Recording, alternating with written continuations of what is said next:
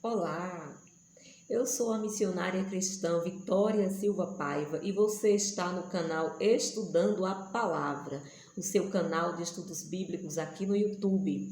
Se você já é inscrito ou inscrita, compartilhe este vídeo, dê um like, mostre aí que se você gostou. Se não gostar, dê um dislike, viu? Para a gente saber e tentar melhorar a nossa qualidade aqui.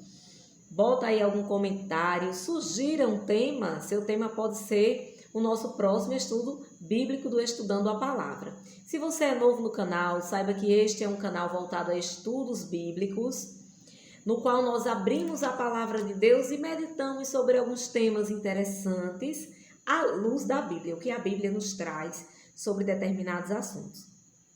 Seja bem-vindo, nos dê um voto de confiança se inscrevendo em nosso canal, tá bom? Hoje nós vamos trabalhar com a Bíblia. Eu sempre gosto de informar, porque às vezes a gente está lendo aqui um versículo e você está abrindo sua Bíblia em casa e mas aqui está tão diferente, porque as versões são diferentes. Então hoje nós vamos trabalhar com a NVI, a nova versão internacional, essa Bíblia bem interessante. Nós já temos ela há algum tempo e foi a Bíblia que nós usamos na composição dessa reflexão. Hoje não é nem um estudo propriamente, não vai ter muitas referências bíblicas, mas vai ser uma reflexão a respeito dos eleitos de Deus. Será que eu e você, se Deus precisasse nos escolher para alguma coisa, seríamos eleitos? Deus nos acharia dignos de nos escolher para algo? Vamos meditar na palavra? Então abra comigo a sua Bíblia, lá no livro de Mateus, no capítulo 22, e vamos ler aqui alguns versículos, os 14 primeiros versículos, que é a parábola do banquete de casamento. Diz assim na minha palavra e na sua: Jesus lhes falou novamente por parábolas, dizendo: o reino dos céus é como um rei que preparou um banquete de casamento para o seu filho. Enviou seus servos aos que tinham sido convidados para o banquete, dizendo-lhes que viessem, mas eles não quiseram vir. De novo enviou outros servos e disse: digam aos que foram convidados que preparei meu banquete, meus bois e meus novilhos gordos foram abatidos, está tudo preparado, venham para o banquete de casamento. Insistiu, né? Mas eles não lhes deram atenção e saíram, um para o seu campo, outro para os seus negócios. Os restantes, agarrando os servos, maltrataram-nos e os mataram. O rei ficou irado e, enviando o seu exército, destruiu aqueles assassinos e queimou a cidade deles.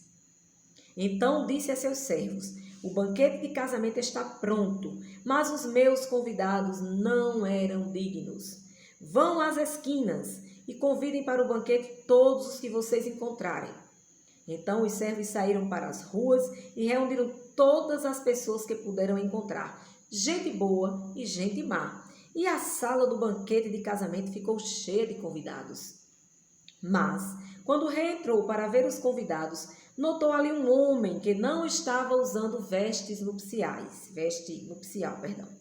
E lhe perguntou: amigo, como você entrou aqui sem a veste nupcial? O homem emudeceu. Então o rei disse aos que serviam: amarrem-lhe as mãos e os pés e lancem-no para fora nas trevas. Ali haverá choro e ranger de dentes. Então, o versículo 14, que é o que fecha a leitura, nos diz: pois muitos são chamados, mas poucos são escolhidos ou eleitos. Sabemos que eleger é escolher. Então, muitos são chamados, mas poucos são escolhidos. Vamos entender essa parábola. Essa parábola sozinha, se nós lermos com atenção, se você achou minha leitura rápida, às vezes eu me policio porque às vezes eu falo rápido, leio rápido e as pessoas têm um pouco de dificuldade em acompanhar.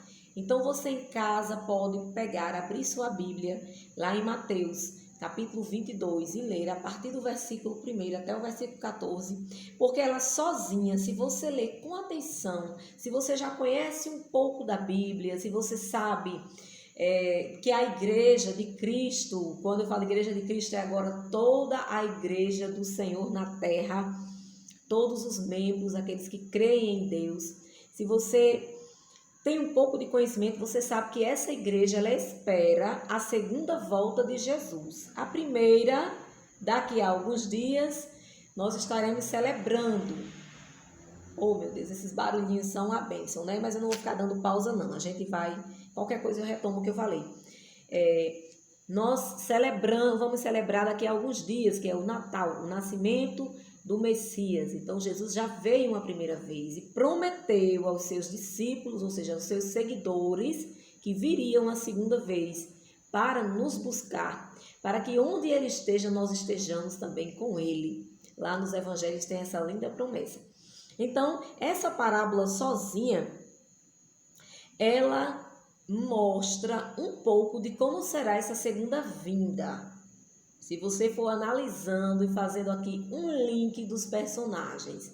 Jesus, ele era o mestre dos mestres, então ele falava por parábolas, porque as parábolas, elas faziam com que as pessoas entendessem. É como hoje a gente chama uma comparação. Se eu vou dar um exemplo, eu sou professora, eu vou dar um exemplo na minha sala de aula e eu percebo que meus alunos não estão alcançando a minha mensagem de ensino, eu vou em busca de um exemplo prático, de preferência do cotidiano deles, e aí eles vão entender melhor.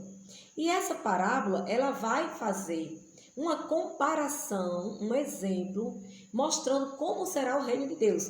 Portanto, ele diz, o reino dos céus é semelhante, ou seja, é parecido com... Aí ele vem com a parábola. Um rei que celebrou o casamento do seu filho. Então, esse rei... Quem seria esse rei? Fazendo aqui agora uma organização desses personagens. O rei seria Deus, Jeová, o Deus Pai. Não é isso? Na figura do Pai. O filho seria Jesus Cristo, o filho noivo, o noivo da igreja.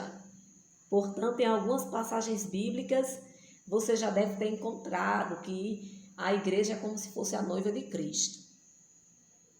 Os servos, esses servos que o rei manda chamar as pessoas, manda convidar para o banquete, seriam, aqui na nossa interpretação, amém? Na interpretação da missionária Vitória Silva Paiva, seriam os pregadores da palavra, aquelas pessoas que pregam, que ensinam a palavra de Deus. E os convidados destes servos, que os servos foram convidar, seriam então as demais pessoas, os demais seres humanos. Quando nós planejamos um casamento, vamos começar a raciocinar agora na nossa lógica, na lógica ocidental. O que é que acontece quando se planeja um casamento? Pressupõe-se que as pessoas da família, tanto da noiva quanto do noivo, sejam obrigados a ir para o casamento. É muito estranho você casar, né? Assim, se você pode convidar pessoas, claro que tem situações e situações.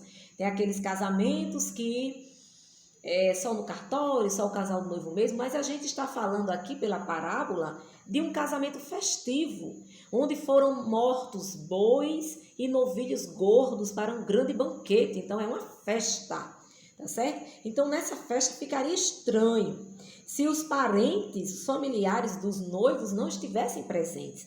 Menino, casamento, e cadê o pai do noivo? E cadê a mãe da noiva? Onde está os irmãos desse povo? Ficaria estranho. Então, são aí pessoas que obrigatoriamente, entre aspas, porque a gente fala obrigatório, mas nem tudo nem mesmo aquilo que é obrigatório as pessoas cumprem, seriam convidados. Estes já sabem que, independente do dia ou da hora, são convidados de honra e devem, portanto, honrar o convite dos noivos. Justamente esses convidados da família do noivo, esses convidados mais próximos do noivo, que a gente vai ver aqui bem direitinho aqui no versículo Colocando aqui o óculos para olhar melhor. A gente vai ver de novo, né, aqui no versículo 2, os que tinham sido convidados para o banquete, aqueles da família, aqueles mais próximos, aqueles amigos. Vamos pensando aí, você que já é casado, se você fez festa no seu casamento, se você é solteiro e pretende fazer uma festa no seu casamento, quem você convidaria? Seus amigos, seus familiares, suas pessoas mais próximas. Até no trabalho, você convidaria aquelas pessoas que você tem mais amizade, mais afinidade, não é isso? Então, estes foram convidados e simplesmente não quiseram ir. Não quiseram ir. A gente vê isso no versículo 3, né? Então, o rei manda outra vez os servos convidarem, já dizendo o que vai ter na festa. Como uma forma de dizer assim, olha, vocês foram lá e só convidaram. Não disseram nada que ia ter na festa? Vão lá, digam que vai ter banquete, digam que vai ter carne, churrasco, quem não gosta. Eu estou dizendo aqui churrasco, viu? Para descontrair. Mas tinha um banquete, tinha comida, tinha novilhos mortos, tinha bois mortos. Então, era uma festa, era uma festança. E aí as pessoas, mesmo assim, não quiseram ir, tá certo? Não quiseram participar. Pelo que nós entendemos também na parábola, este casamento foi algo súbito, algo inesperado.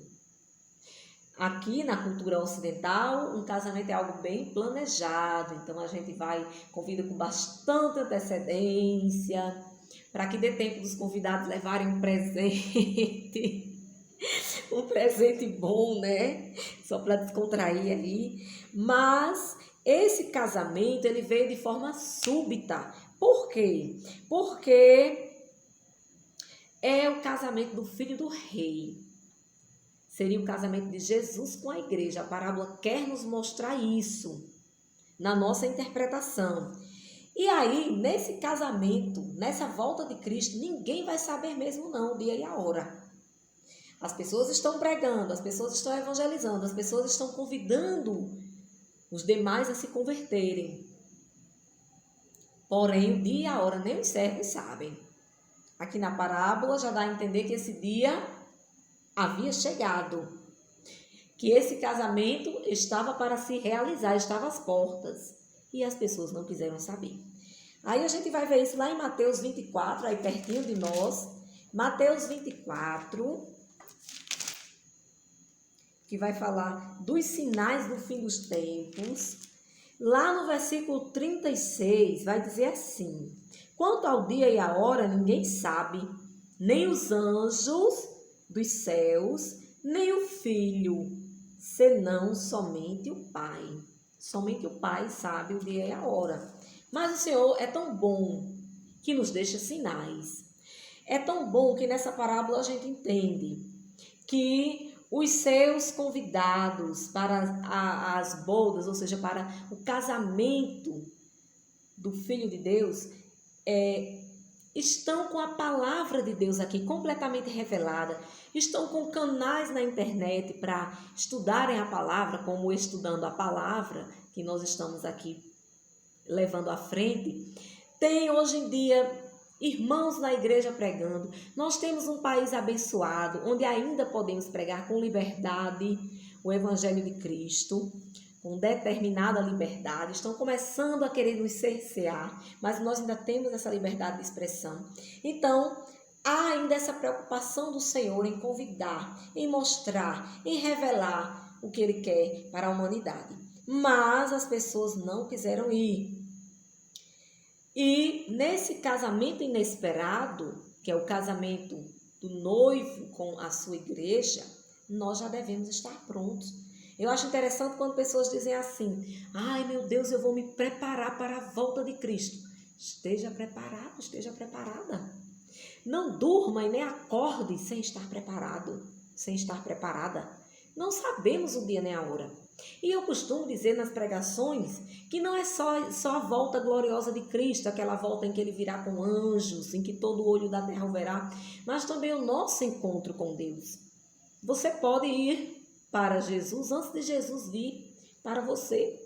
Não sei se você está entendendo, mas eu estou falando da morte. Você pode morrer a qualquer momento. Para morrer, já diz aí um chavão popular, basta estar vivo. Então, se eu morro sem estar preparada para o encontro com Deus, como é que vai ser?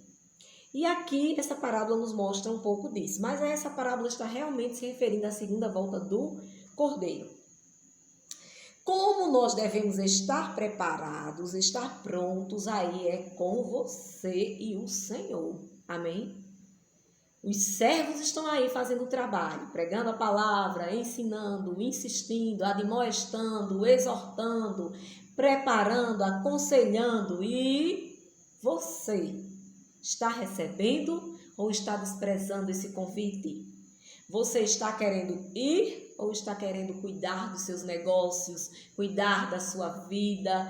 Vou fazer isso primeiro, deixa para depois, eu vou logo me casar, eu vou logo trabalhar, arranjar um emprego, não, eu vou logo terminar meus estudos. Ei, deixa eu lhe dizer uma coisa, você não precisa abandonar sua vida, seu trabalho, suas coisas seculares para servir a Deus, não. Você vem como você está. Se ele tiver um outro propósito que envolva uma nova profissão, um novo chamado, uma nova missão para você, ele vai revelar no tempo certo. Mas hoje, atualmente, venha como você está. Não coloque empecilho, nem coloque desculpa para esse convite que você está recebendo da parte do Senhor. Dedique-se ao Senhor e Ele vai te honrar. Vamos lá mais algumas considerações para que a gente entenda. Voltando aqui para o capítulo 22, nós vimos aqui no 24, estávamos aqui em Mateus 24, 36, dizendo que ninguém sabe esse dia nem essa hora.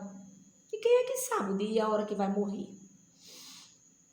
Que dirá o dia da volta de Cristo. A gente tem sinais. É tanto que Mateus 24, eu indico demais a vocês. Quem tem curiosidade, meu Deus, esse coronavírus, esses governos desgovernados, isso que está acontecendo no mundo, são sinais?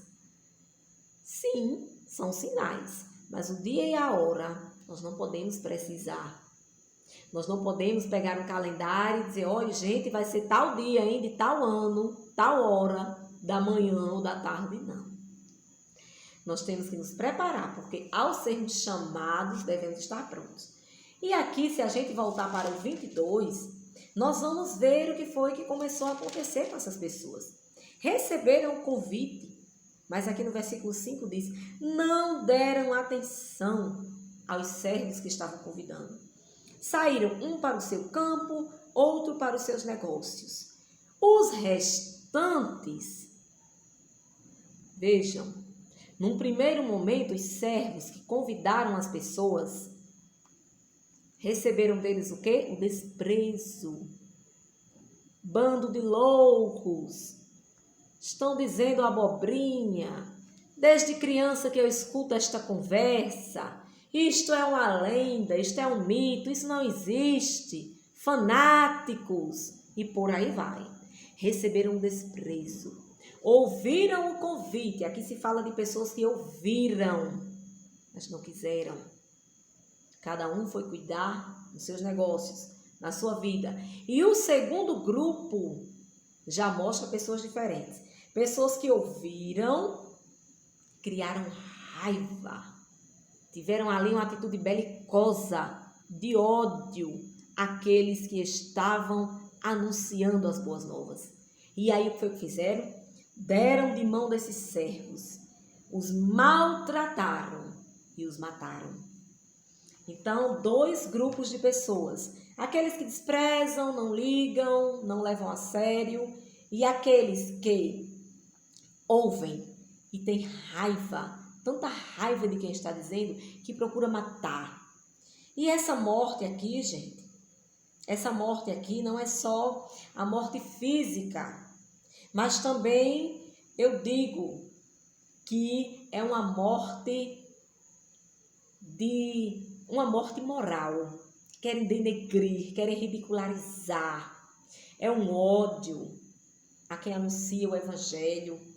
Distorce, chama de preconceituoso, chama de tudo que você puder imaginar para matar matar, para aniquilar realmente aquela voz que se levanta para pregar o evangelho. E isso, infelizmente, nós já estamos vendo hoje, aqui no nosso país, o Brasil. Que as pessoas que falam as coisas corretas, elas estão sendo ridicularizadas, elas estão sendo discriminadas, chamadas de um monte de fobias aí que estão inventando, e ninguém percebe essa cristofobia, a fobia, a aversão ao cristianismo e às coisas de Jesus Cristo, que está se instaurando lentamente, gradativamente aqui no país.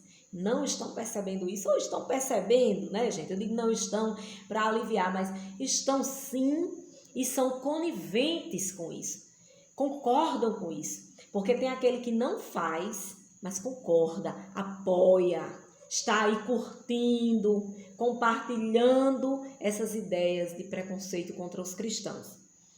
E matam aí, querem matar aí moralmente aquelas pessoas que estão levando a palavra, levando o reino de Deus às vidas carentes que estão nas trevas. Mas tudo tem um limite, saiba que haverá um limite. Saiba que este desprezo ele está previsto na Bíblia, quando diz que nos últimos dias o amor de muitos se esfriará. Leia Mateus 24. Se a gente fosse ler aqui, é uma leitura bem interessante, mas ia demandar muitas explicações, porque também tem muita simbologia aqui, mas leia, que vocês vão ver como é interessante. Então, tudo tem um limite. Teve um limite na época de Noé, na época do dilúvio. Teve um limite na época de Sodoma e Gomorra, e terá um limite agora, também nesta geração dos acontecimentos do fim. Então, diz a palavra do Senhor, lá no capítulo 22, a gente vai focar muito hoje no capítulo, quando é um capítulo assim bem interessante, que tem muito assunto, a gente não vai muito andar na Bíblia, mas foca bem nele para que fique bem clara a explicação. Então, aqui vai dizer, no versículo 8, que o rei ficou irado, versículo 7, perdão, 7 e 8. O rei ficou irado e enviando o seu exército, destruiu aqueles assassinos e queimou a cidade deles. Então, há um basta, há um limite.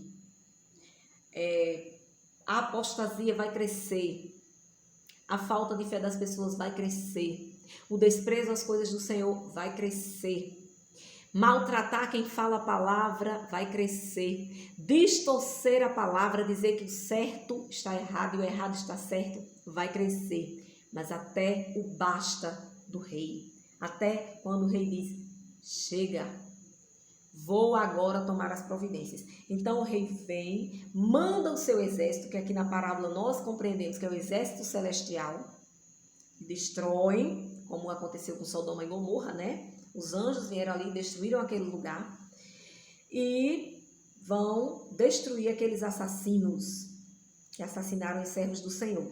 Então, o rei manda chamar mais pessoas. Vão lá, tragam mais pessoas. E aí entram nessa festa, é interessante, que ele diz, vão às esquinas, convide para o banquete todos que vocês encontrarem. Aquelas pessoas que às vezes você não dá nada por elas. Você diz, essa também merece o convite? Geralmente nós começamos a convidar quem? Quando a gente aceita o Senhor Jesus como Senhor e Salvador, nós começamos pela família. Nós queremos que nossos familiares sejam salvos. Nós queremos que nossos amigos pessoais sejam salvos. Então a gente começa por eles. Chama para ir conosco para um culto, tenta pregar a palavra, mas são os mais difíceis de alcançar por nós, né? Mas nós insistimos. E depois é que a gente sai do núcleo, do seio familiar, do seio da intimidade, para outras áreas, para outras esferas. E aqui nos mostra isso. Os convidados, os primeiros convidados, não eram dignos. Então o Senhor diz, vão às esquinas e convidem para o banquete todos que vocês encontrarem. Então os servos saíram para as ruas e reuniram todas as pessoas que puderam encontrar, gente boa e gente má. É interessante ver que a Bíblia registra isso. Gente boa e gente má. que às vezes é a sociedade que julga a pessoa má. Observa, não dá nada para aquela pessoa, vê aquela pessoa num extrato social, numa vulnerabilidade social e já rotula, é má. Mas foi e entrou no banquete. Mas essa palavra má, guarde aí que a gente vai precisar dela daqui a pouco também. Então entrou todo mundo, os servos saíram convidando todos e entrou gente de toda qualidade aqui, né? Falando não qualidade no sentido discriminatório, mas na qualidade de boas e más pessoas entraram no banquete. Mas quando o rei entrou para ver os convidados, notou ali um homem que não estava usando veste nupcial. E aí a gente fala um pouquinho da veste. Quando você vai para um casamento, você vai de todo jeito? Não. Você tem que ir com a veste para o casamento.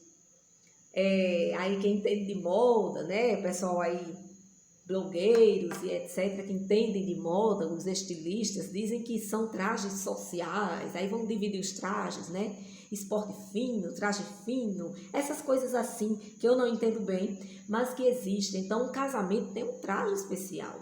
E havia ali um homem que não estava com esse traje especial, que não se preparou, que não se organizou para estar naquele casamento. E o rei vai e diz para ele, né? Amigo, como você entrou aqui sem a veste nupcial? E o homem emudeceu. Então o rei disse aos que o serviam, amarrem-lhes as mãos e os pés e lancem-no para fora nas trevas. Ali haverá choro e ranger de dentes.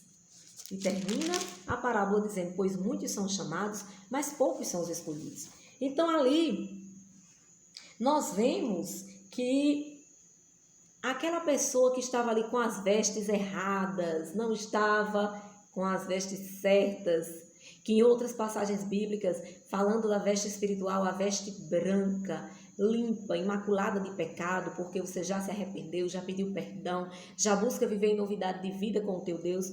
Então você é um pecador arrependido e naquele grandioso dia você passará a ser como Cristo, né? Você não vai pecar mais, porque no céu não tem pecado, graças a Deus.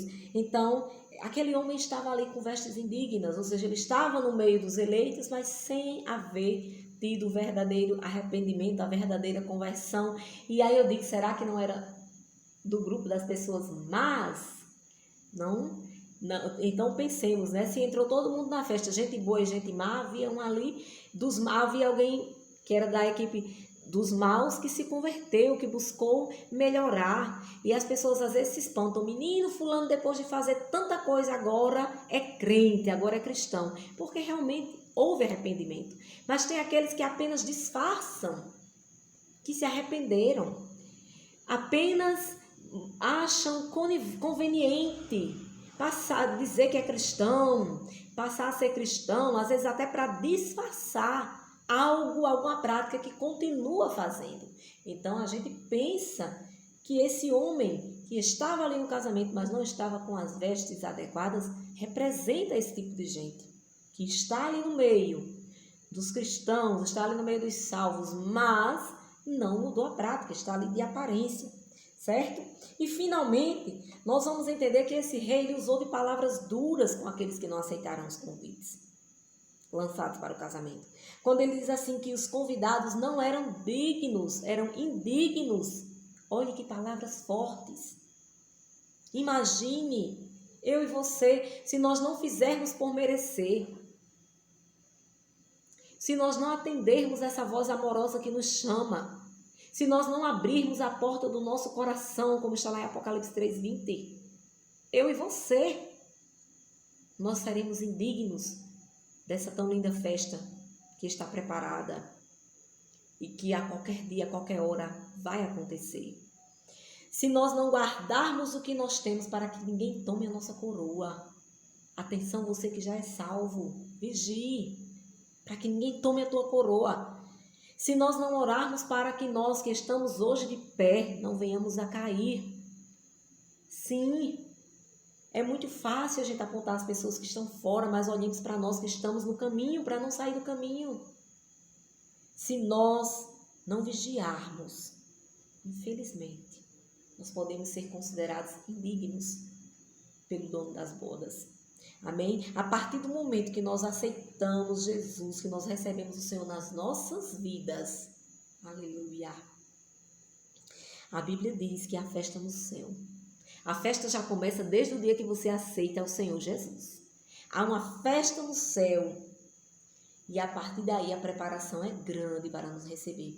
Eu imagino que assim como nós estamos ansiosos pela volta de Cristo, o genuíno cristão, ele anseia a volta do seu Senhor.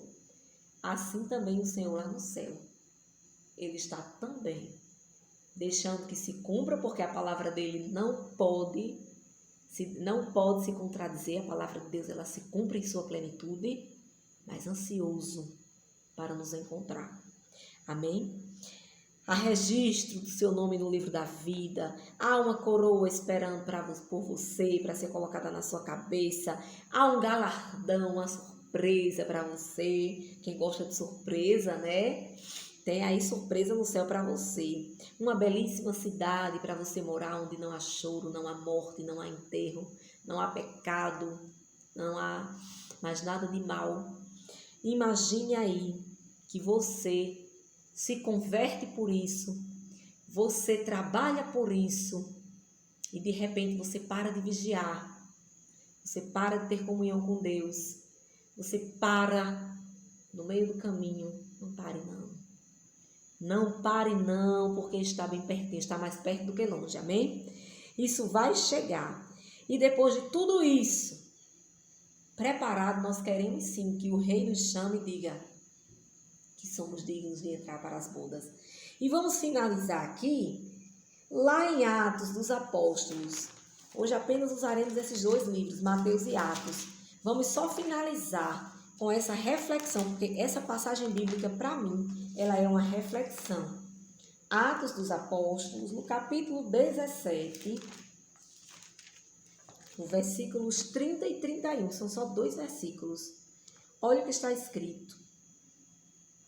No passado, Deus não levou em conta a ignorância, essa ignorância, mas agora ordena que todos, em todo lugar, se arrependam, pois estabeleceu um dia em que há de julgar o mundo com justiça, por meio do homem que designou, e deu provas disso a todos, ressuscitando dentre os mortos. Olhe como esses versículos de Atos, eles casam com essa parábola. Então, Deus, ele não leva em conta os tempos da ignorância, a ignorância do homem, mas agora, em que a Bíblia está revelada, em que a Bíblia está à disposição, em que há ensinadores, pregadores, evangelistas, pessoas que estão dando a sua vida, dedicando a sua vida a, eu ia usar agora uma palavra em inglês, a divulgar essa mensagem, certo? A transmitir essa mensagem de uma forma que alcance a todos. Agora, neste momento em que vivemos no mundo, neste momento de tecnologias em que a internet me leva daqui de onde eu estou, do interior do Rio Grande do Norte, para dentro da sua casa, para falar a palavra de Deus para você, Deus ordena que nós nos arrependamos, sim. Se arrependa de tudo de mal que você já fez até agora. Se arrependa, peça perdão a Deus. Não julgue você sem jeito. Não diga eu não tenho mais jeito, para mim não tem mais jeito. Eu vou continuar errando porque eu não tenho mais jeito. Não diga isso é mentira do Satanás. Você tem jeito sim. Jesus morreu por você também. O sangue de Jesus, basta uma gotinha para purificar a tua vida. Então, se entrega ao Senhor Jesus, deixa Ele trabalhar na tua vida e se arrependa dos seus pecados. Pois esse Deus, Ele estabeleceu um dia, esse grande dia que nós aguardamos no Senhor, para vir julgar o mundo com justiça. É o dia que Ele vai chegar. E aqueles que pegaram e maltrataram os seus servos e mataram os seus servos serão exterminados e suas cidades queimadas. E aqueles que se acharem dignos entrarão para o banquete. Amém? Então, creia nessa palavra. porque Jesus, ele ressuscitou pela minha vida e pela sua. Você tem valor para Deus, você tem jeito, você é especial para Deus. Então somente se arrependa dos seus pecados e confesse a esse Deus como teu único e suficiente Salvador. Eu espero em Deus que Ele te abençoe, te faça uma nova criatura e te leve ao conhecimento pleno da sua pessoa por meio da palavra. Amém? Que Deus te abençoe. Em nome de Jesus, o seu Filho amado.